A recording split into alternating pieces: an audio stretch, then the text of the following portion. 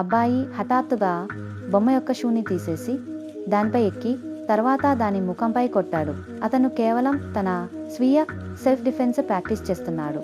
కానీ తదుపరి క్షణంలో బొమ్మ అతని చేతిని పట్టుకుంది. అతను స్పందించేలోపే అబ్బాయి యొక్క చెవి తీసివేయబడింది. భయంకరమైన దృశ్యంలో అతను కేవలం కేకలు వేయడం మరియు అరవడం పైనే దృష్టి పెట్టాడు. నొప్పిని పూర్తిగా మర్చిపోయాడు.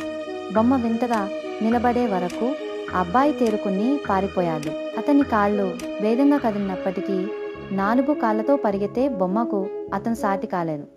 అతను దాదాపు ఆమె చేతిలో చిక్కబోయాడు. అదృష్టవశాత్తు చెట్టు యొక్క వేరు తగిలి అతను నేరుగా కిందికి పడిపోయాడు. బొమ్మ యొక్క విషపూరిత ఆలోచన నుండి తప్పించుకోగలనని అనుకున్నాడు. ఊహించని విధంగా అతను కొండపై నుండి జారిపడగానే ఒక వేగంగా వస్తున్న కారు అతనిపై నుండి వెళ్ళింది. అతని షూ ఎగిరిపోవడం చూసినప్పుడు ఆ అబ్బాయి యొక్క అంతం ఏమిటో ప్రేక్షకులు ఊహించడం కష్టం కాదు. పాత సామెత చెప్పినట్లు మంచి మరియు చెడు ఒకదానితో ఒకటి ముడిపడి ఉంటాయి. ఇక్కడితో సినిమా ముగుస్తుంది. ఇప్పుడు మీ మొబైల్లో టైం ఎంత అవుతుంది కామెంట్ చేయండి. Thanks for watching.